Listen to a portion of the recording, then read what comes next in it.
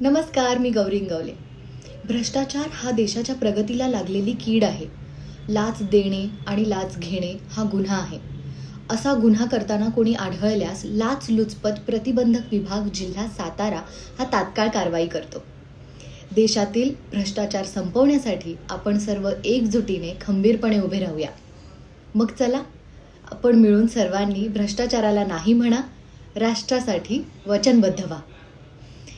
लक्षात ठेवा, शासकीय कामाकरिता कुणी लाच मागितली तर पोलीस उपअधीक्षक अँटी करप्शन ब्युरो जिल्हा सातारा यांचे दूरध्वनी क्रमांक 02-162-238139 अथवा मोबाईल नंबर 9594531100 किंवा 9763406500 तसेच टोल फ्री क्रमांक 1064 वर संपर्क साधा.